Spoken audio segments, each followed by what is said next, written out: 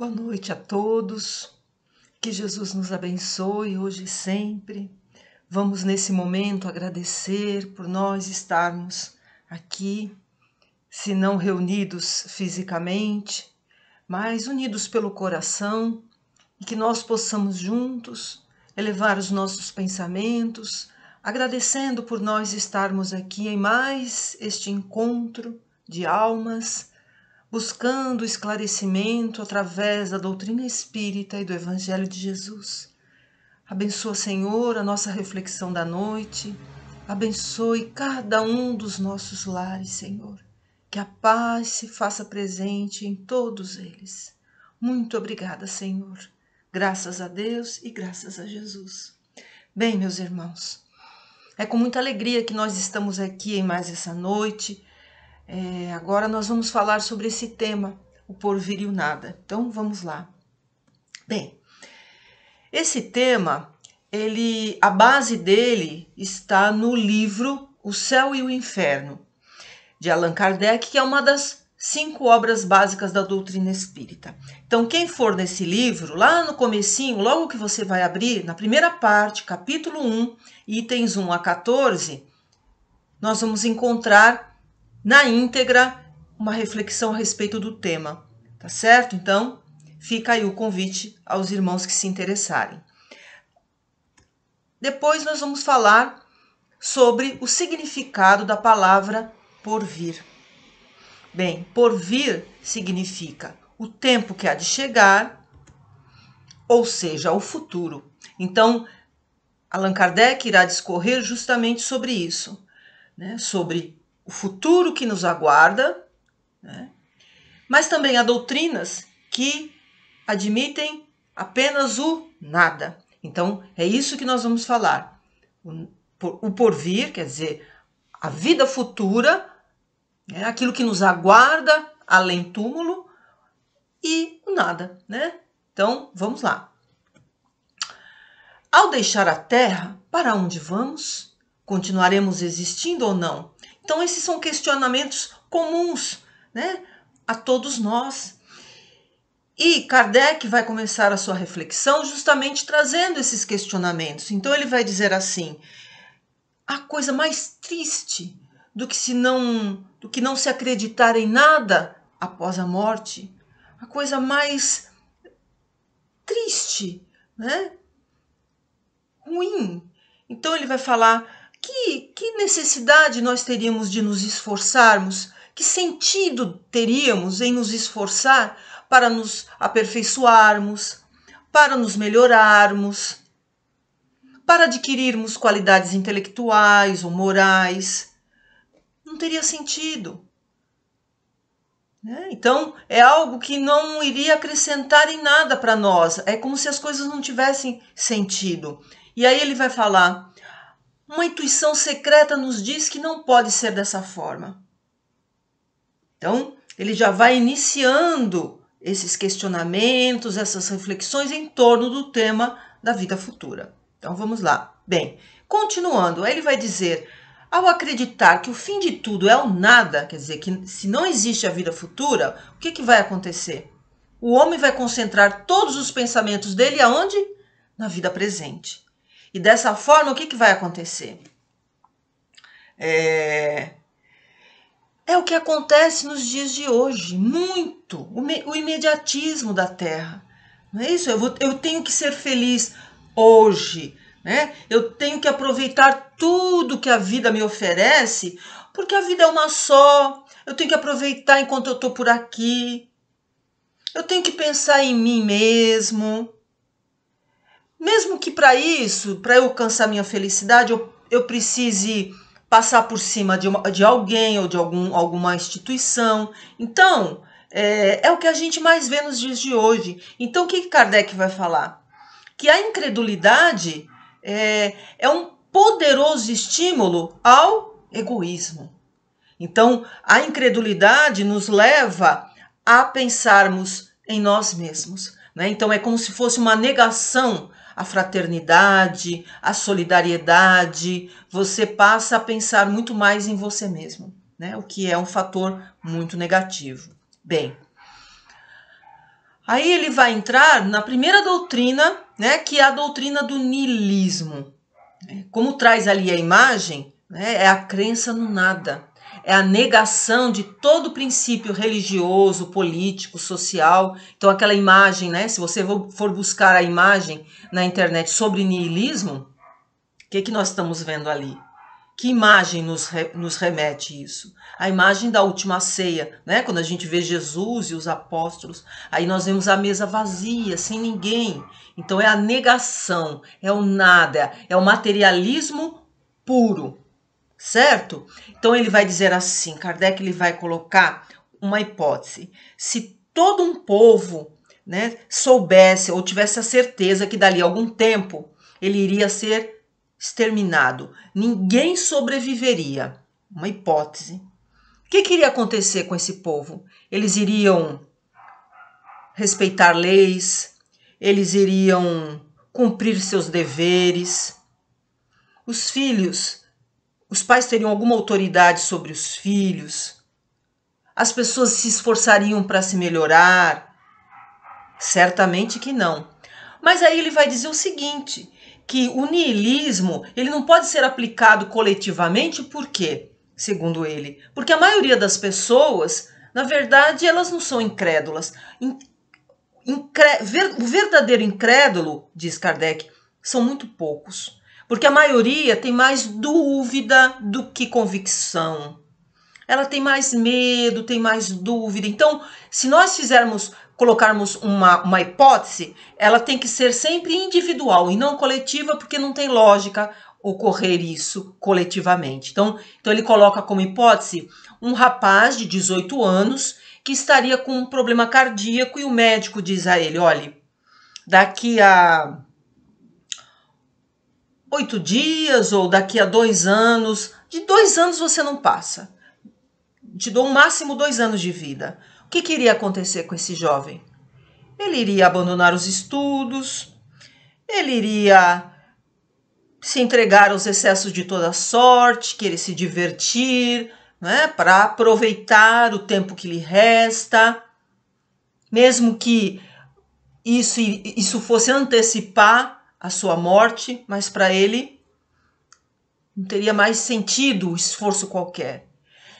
Em contrapartida, se esse jovem fosse espírita, o que iria acontecer? Ao contrário, ele iria já entender que ele iria apenas abandonar um corpo que seria uma vestimenta do espírito, que ele iria continuar vivendo e que caberia a ele aproveitar todo o tempo que ele estivesse aqui, fazendo da melhor forma. Por quê? Porque é isso que iria determinar a sua vida futura, né? Então, tudo aquilo que ele aprendesse, tudo aquilo que ele angariasse, seria um investimento, né? Nada estaria perdido, pelo contrário, seria um investimento para a vida futura.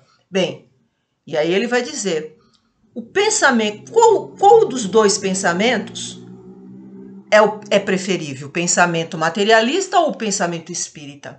Ele deixa a questão, né? A gente sabe que, logicamente, o pensamento espírita nos diz tudo, não é isso? Mas ele traz essas reflexões, ok? Então vamos continuando. A segunda doutrina, né, seria essa daqui, a absorção da alma pelo todo universal. Bem, nessa doutrina, ao nascermos, nós absorvemos uma parcela desse todo universal e essa parcela seria a nossa alma, que nos daria a vida, nos daria a inteligência, os sentimentos, e quando nós morrêssemos, o que vai acontecer? O que iria acontecer?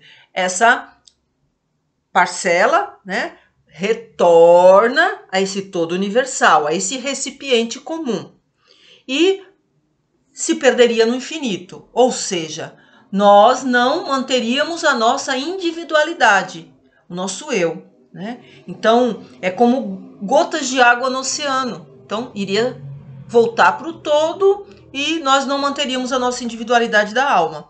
E aí ele vai falar, é uma doutrina que não tem lógica. Por quê, segundo Kardec? Veja, ele fala assim, quando nós nascemos, né, o período que a gente fica por aqui, a gente sempre há uma melhoria, sempre há uma melhora, um progresso, por menor que seja. E aí o que acontece? Como vai se explicar que está sempre nascendo pessoas, vamos supor, ignorantes, pessoas perversas, né? Como se explicaria se para o todo universal, para esse recipiente comum, iriam pessoas melhores, né? Voltariam melhores. Outra coisa, como se explicaria as ideias inatas, as inteligências precoces, o instinto para o bem ou para o mal? Então ele fala, é uma doutrina que não tem lógica, contraria a nossa razão. Mas, em relação ao niilismo, ela tem um certo progresso. Por quê? Porque já se admite alguma coisa fora da matéria. Ao passo que o niilismo é a aniquilação total, né? Não há nada, morreu, acabou. Então já é algo mais essa daqui, tá bom? Mas nas duas não há a individualidade da alma, tá? Bem, a terceira seria o panteísmo, uma outra doutrina que também não vai contemplar a individualidade da alma, né? No panteísmo, resumidamente, é assim, é como se Deus fosse constituído de todos os seres, de todos os corpos da natureza, né? Então, a divindade seria espírito e matéria ao mesmo tempo. Então, é como se o Criador se misturasse com a criatura. Kardec, ele traz um exemplo assim, né? Para a gente poder entender. Uma comparação. É como se o pintor que pinta seus quadros, é como se os quadros fizessem parte do pintor. Um mecânico que constrói uma máquina, a máquina fizesse parte do mecânico. Então, isso também não tem lógica. Então, segundo Kardec, essa doutrina, ela como se fosse uma negação dos atributos de Deus, né? É um contrassenso, quer dizer, se Deus é perfeito, como ele poderia ser constituído de partes tão imperfeitas como nós mesmos, que estamos ainda em evolução, né? Se Deus é imutável, como ele poderia ser constituído, né, de seres que estão sempre em transformação? Nós estamos em constante transformação, mudança, né? Porque nós estamos ainda em evolução. Então, o panteísmo, ele está em desacordo com tudo que se sabe sobre Deus, né? Com todos os seus atributos. Então, é uma doutrina que também não tem lógica, né? Então, e também, da mesma forma que as outras, não contempla a individualidade da alma, né? Voltamos para esse todo universal e não mantemos a individualidade, tá? Bem, a quarta seria a da individualidade da alma antes e depois da morte, né? Bem, aí ele vai colocar o seguinte, que as religiões em geral, elas sempre admitiram essa individualidade da alma, né? Então isso é a base, na verdade, das religiões. Mas o que aconteceu, na verdade? Que as religiões, elas se distanciaram do progresso humano. Elas não acompanharam o progresso humano, o progresso da ciência, o progresso intelectual. Então, se por um lado o homem ele sempre tem essa necessidade de crer, por outro lado, ele não encontra uma explicação lógica dentro das religiões, como as religiões não se atualizaram, não acompanharam o progresso da ciência, o progresso do intelecto, o que acontece? As pessoas, por mais que elas desejem crer, elas não conseguem se identificar com aquilo que as religiões oferecem. E aí é onde a gente vê na doutrina espírita esse diferencial, porque o espiritismo tem a seu favor a lógica do raciocínio e a confirmação dos fatos. Então isso faz toda a diferença.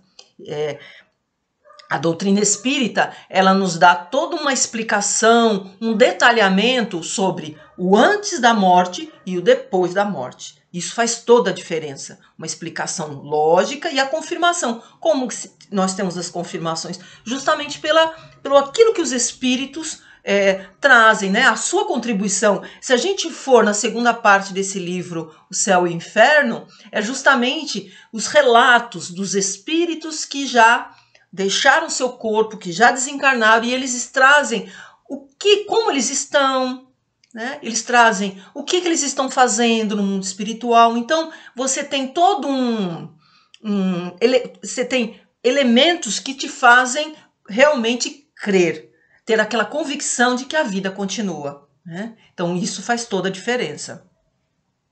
Inclusive, a doutrina, ela tem essa coisa de... a tendência é que as religiões recebam também toda essa contribuição do espiritismo, né? Vai ser segundo Kardec, ela deve ser um elemento comum.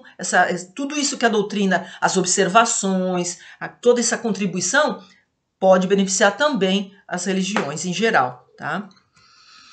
Bom, aí a gente ilustra com essa experiência do escritor Viriato Correia. Está no livro Um Jeito de Ser Feliz, do Richard Simonetti. Esse era um escritor do início do século passado, né? Ele era um escritor muito conhecido, uma pessoa muito culta. Ele era membro, inclusive, da Academia Brasileira de Letras. E ele fez segundo Richard Simonetti, ele fez uma palestra memorável na Federação Espírita Brasileira em 1941 e falou sobre a sua própria experiência, né? Segundo ele se dizia materialista, mas na verdade ele confessou lá às pessoas que ele nem conhecia o que era materialismo, ele era mais pretensioso.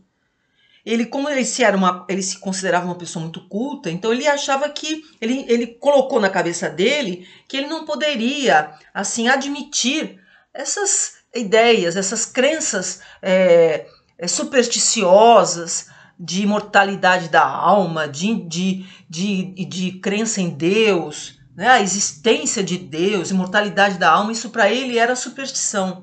Então ele se colocava dessa forma. Até que aconteceu uma coisa que deu uma reviravolta na vida dele, né?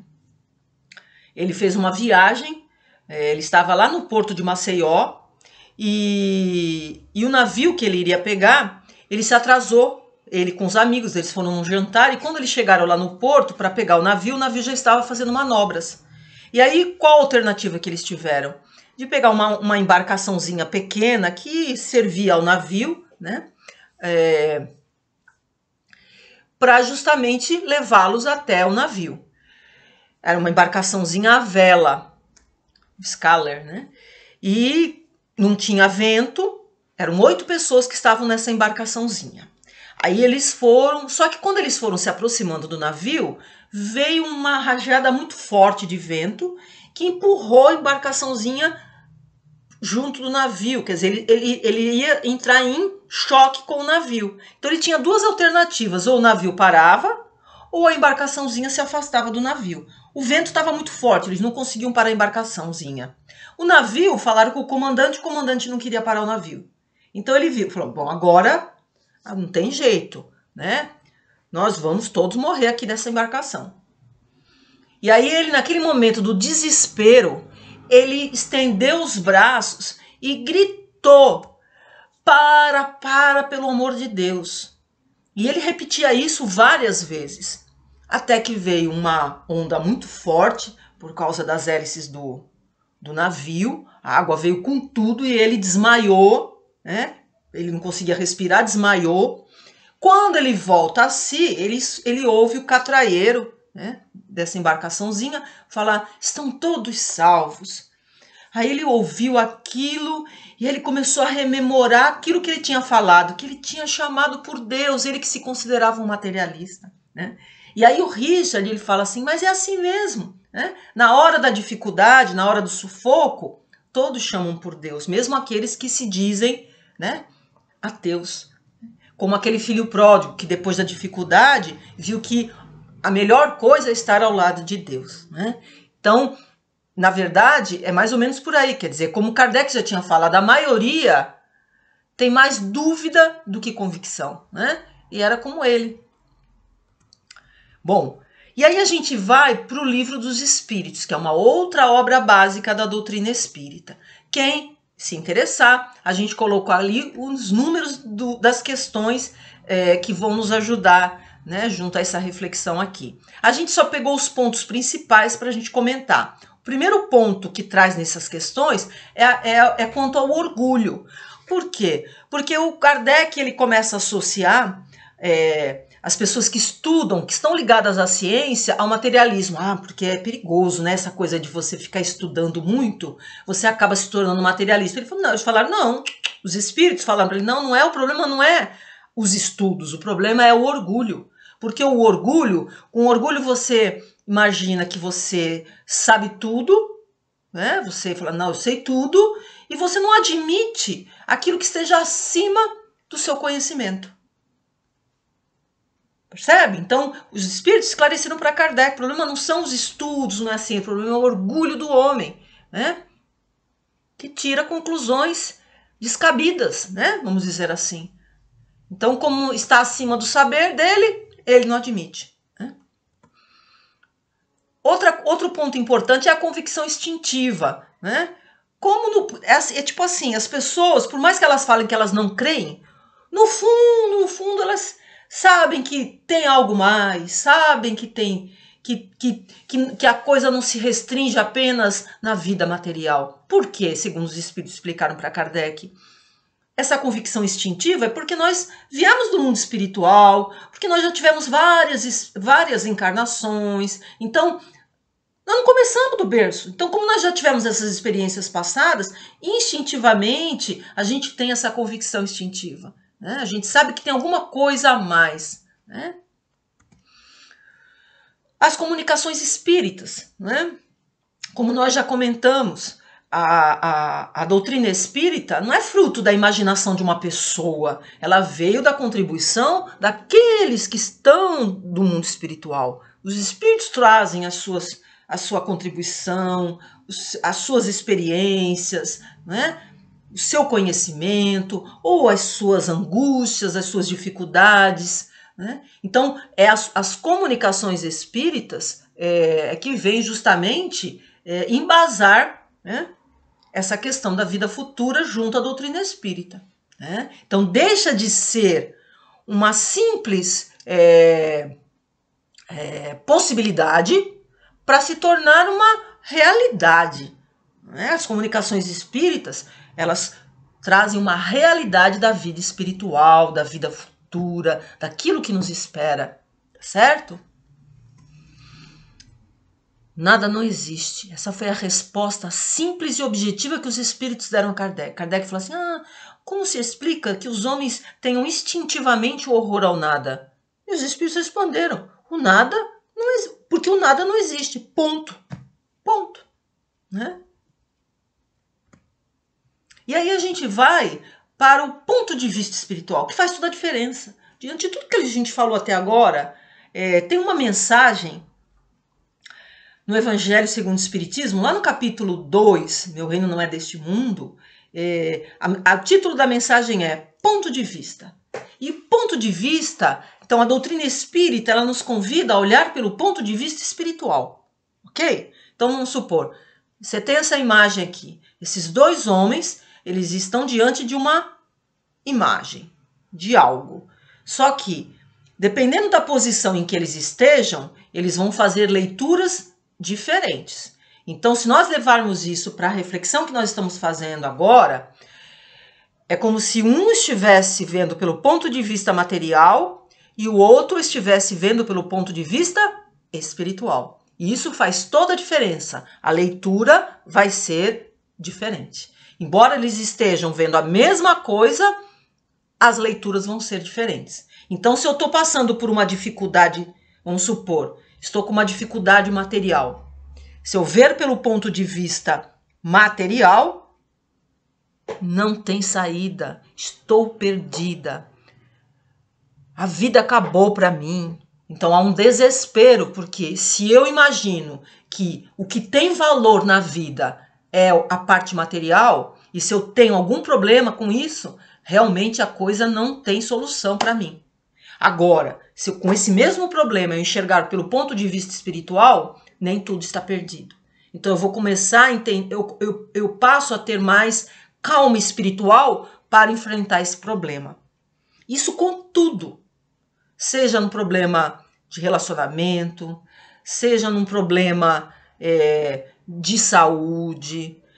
Olhar pelo ponto de vista espiritual nos dá mais paciência, porque eu vou entender que tudo isso aqui é passageiro. Não é isso? Eu tenho a convicção de que a vida continua, de que eu estou por um período aqui, de que tudo é passageiro, que tudo passa, os problemas tomam uma proporção menor.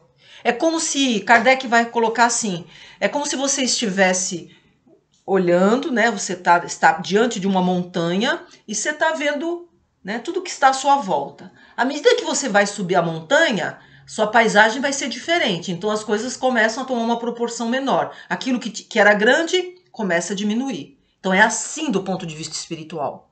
As dificuldades, as amarguras, os problemas, eles passam a tomar uma proporção menor.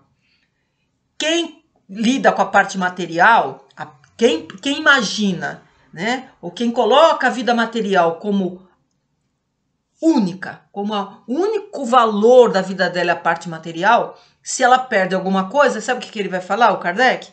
É como uma criança que perde um brinquedo. Então tudo muda de figura.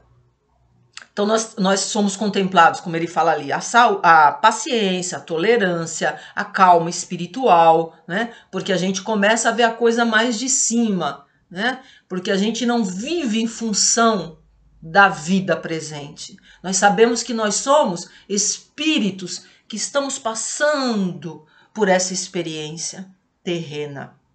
Percebe? Então, esse é o grande benefício que olhar pelo ponto de vista espiritual nos traz. E, ao mesmo tempo, nos traz bom ânimo, evita que nós nos deixe levar, né? Sejamos arrastados pela tristeza, pelo abatimento, pela depressão, que a gente vê tanto nos dias de hoje, né? O que se fala na transição planetária? Isso é característico, já foi falado para Kardec há tanto tempo atrás, né? Que na transição planetária iria se ter muitos desses problemas. Então, o que a gente vê nos dias de hoje? Quantas pessoas passando por depressão, por esses problemas de ordem psíquica, porque justamente não estão sintonizados com essa parte espiritual. Então, é fundamental que a gente procure ter essa noção, né? Então é importante que se propague isso, as noções da doutrina espírita, para que as pessoas sejam beneficiadas também, não é assim? Porque tudo muda de figura. Veja, muitas vezes você vai lidar com aquela dificuldade sua encarnação toda, mas você vai enxergar com outros olhos. Tudo muda, é o ponto de vista espiritual, tá certo? E a gente vai chegando ao final com essa passagem do Evangelho, né, de Jesus, meu reino não é deste mundo. Então, desde a sua época, quando ele esteve aqui encarnado entre nós, ele já dava assim uma pálida noção da vida futura. Então, quando ele dizia, meu reino não é deste mundo, é porque o reino dele é espiritual. Assim, então ele já... aqui como traz essa imagem, ele falando às pessoas, né, falava muitas vezes às mulheres, aos escravos, aos gentios, às pessoas doentes, que eram, grande parte delas, marginalizadas da sociedade, excluídas, e Jesus trazia a elas justamente isso, a noção de quê? A noção de que haveria uma felicidade futura que os aguardava, havia a recompensa futura, né? O reino dos céus. Então Jesus ele não podia falar de uma forma clara, porque a humanidade ainda não estava preparada para receber integralmente seus ensinos. Então ele levantou um pouquinho o véu. Por isso que ele prometeu o Consolador.